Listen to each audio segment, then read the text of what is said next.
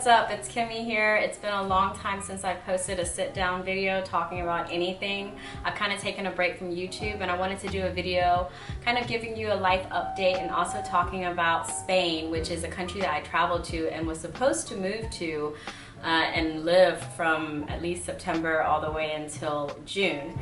However, I am in the United States. I'm currently living in San Francisco, the San Francisco area, not right in the city, but in the Bay Area.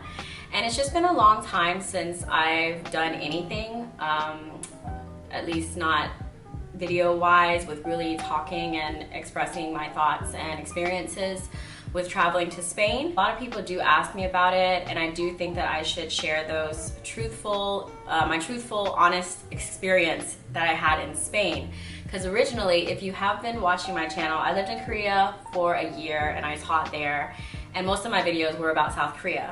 Now, I only lived in South Korea for a year. Shortly after that, I traveled for about a month to Australia, Vietnam, Singapore, and New Zealand. And then I came back to the States and I worked for a little while. I had planned to teach English as well in Spain, in the Madrid area with the Beta program, which is a language assistant program that provides a student visa for people who are interested in living and working in Spain. However, things did not go as planned and life changed for me drastically. I had made a lot of decisions.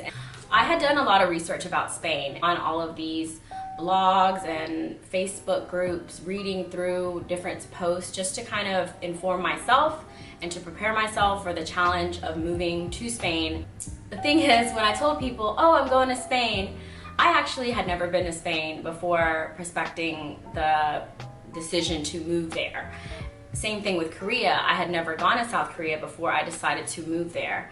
And maybe it's a bad idea to just try to move to another country without ever having visited, but I'm not really the type of person that has money just laying around where I can just visit the countries before I decide to go. I just decide to go. And with Korea, it worked out nicely. With Spain, however, I knew all of the bad things, all of the challenges. I don't want to say the bad things, but the challenges that I was going to face before I was going to go. But in my head, I just thought to myself, you know, if I never go, I'll never know. And it scared me. And I wasn't really sure if I was going to be able to overcome these challenges, but I knew that if I didn't try, that I would always regret it. So as I was waiting for my visa and just, you know, waiting patiently to be able to even book the ticket to go, I had all these anxieties and I kind of went into like a downward depression, anxiety moods that were just not good. And that's why I really haven't been in front of the camera, because I became really self-conscious and insecure about myself, about my decisions. I didn't know, I didn't have any direction, or I wasn't sure about anything. And so it is kind of scary, you know, posting videos online and talking about life decisions and having, you know, a ton of hate comments or judgmental comments of people who don't even know you. But I mean, I guess that's the internet, right? Let me just get into the reasons why, the top reasons why Spain was not a good country for me to stay and live in. These are just personal reasons. I'm not saying that Spain is a bad country, that I hate Spain, or that nobody should go to Spain. So if you're gonna take offense to this video just because I'm sharing my experiences, then maybe you need to X out of here. Finding somewhere to live was probably the most stressful thing for me, because everyone was like, it's gonna be okay, you'll find somewhere to live. And while I was there, I had looked on all of these different sites that they tell you. So Fotocasa, I think, and they have I forget which ones to look at, but like even Craigslist or apps like the Baddie app on Facebook, people post that they need roommates and yada yada yada. And the housing market in Spain, at least for tenants, is complete shit. So I don't know how else to describe that, because rent is getting jacked up in the city and there's limited places to even look at when you're looking at certain places. Like the place I was in, a lot of the postings that were up, the online postings, I would call or I would message them and it would just be unavailable, or the posting was old, or they just never answered, or you needed to have like 1-year contract and all these complicated things that just made it really difficult. I knew that I wouldn't be able to afford living on my own, and I kind of accepted that. Like, I knew that I was gonna have to find a room just to rent for maybe like anywhere from 250 to 500 euros and upward. But to rent a place by yourself would have been almost impossible with the amount of money that I was getting paid as a beta language assistant. So if you're like me and housing is a big issue for you, especially me having lived alone for 1 year and then having now to maybe sacrifice my sense of solitude living on my own and having to move in and live like, I guess, like a college student again with roommates that you don't really know, that could be difficult, and it was. I lived with a single mom and her son for the first month that I was there, and then I ended up staying with a friend in Madrid for a while. And I just want to say that the housing market and looking for housing is a huge stress when you first move to Spain. I mean, if you don't care where you live or who you live with, you know, if you're not really big on like staying home and you just come home to rest every now and then it's not a big deal. But for me, having a comfortable living space and having something like a sanctuary when I get home is super important because I'm kind of a homebody now. So I accepted a position in Spain as a beta language assistant, and they put me in a town called Alcalá de Henares. And that is, I think it's a suburb of Madrid. It's about 30-40 minute drive from Madrid. Coming to Spain, being a language assistant, not having my own office, not getting paid for the hours that I spent lesson planning, which honestly I shouldn't even have been lesson planning because I was just a language assistant, which really means that I was only there as help. I was basically labeled as a language assistant, but really my responsibilities extended beyond that, and I wasn't getting paid what I thought would be a reasonable amount for the amount of time that you spend creating lesson plans and making sure that these kids are learning in the time that you have with them.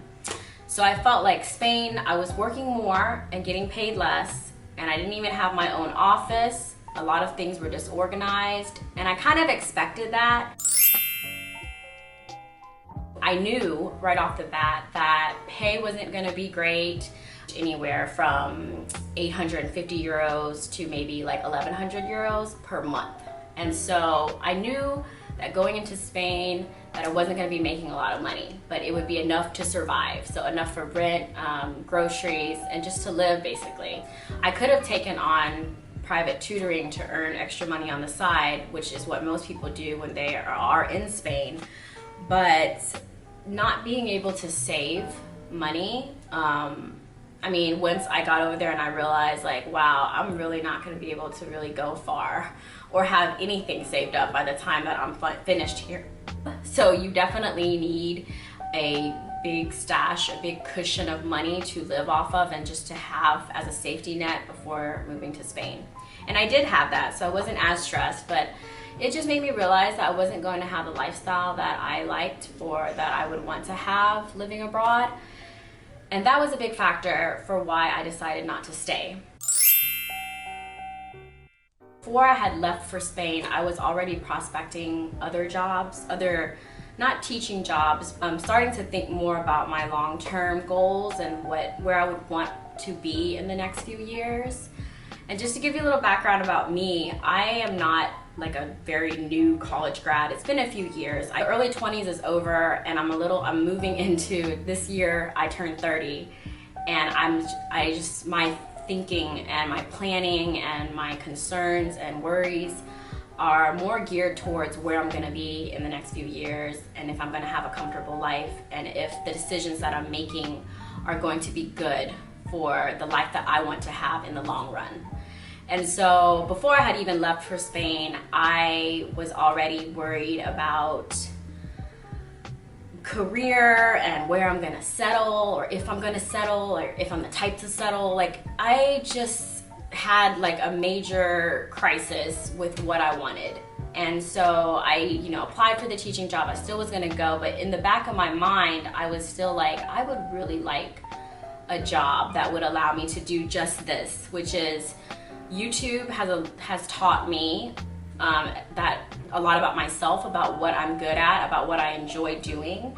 And when I was in Korea, I was creating these videos, and when I was traveling, I was vlogging and editing, and even though I'm not that great at it, I really enjoyed doing it. So I was looking into those sorts of jobs where I could get into the digital world and learn more to become better and do that for professionally for a living. I enjoy doing it for myself to look back on, and to create is something that is a passion of mine that I've finally become to realize after so many years. I'm glad that I went, because if I had never gone, I think I would have regretted not going and just always wondering what if, or why didn't I take that job? I could have experienced the great life of living in Spain.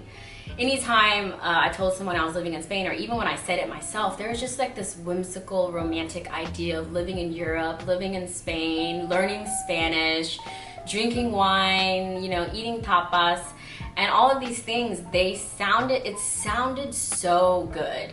And then you get over there and bam, reality hits, and you realize shit ain't what it's cracked up to be. And life is hard, and unless you're able to overcome those challenges, maybe it's not gonna be the right place. If you're the type of person who housing's important to you, money's important to you, being able to save is important to you, Spain just wasn't it for me, and it was because of all those reasons that I decided not to stay. Within the first month, I just felt all of this anxiety just mount, and it just pushed me over the edge to where I was like, you know what, I'm just gonna make an extended vacation of my time in Spain. I'm gonna see Spain and experience what I can with what little money I have, and then I booked my ticket back to the United States. And now I'm living in San Francisco Bay Area with my brother and his wife, and in many ways I'm starting all over again. I'm basically a clean slate. I'm jobless again. I'm in a new city. I don't really know anybody. I have different stresses and new challenges that I'm facing. However, I think that I'm in the right place now where I can pursue my new dream of finding something, work that will allow me to be creative and to hopefully save up enough to continue traveling, because that is a passion of mine.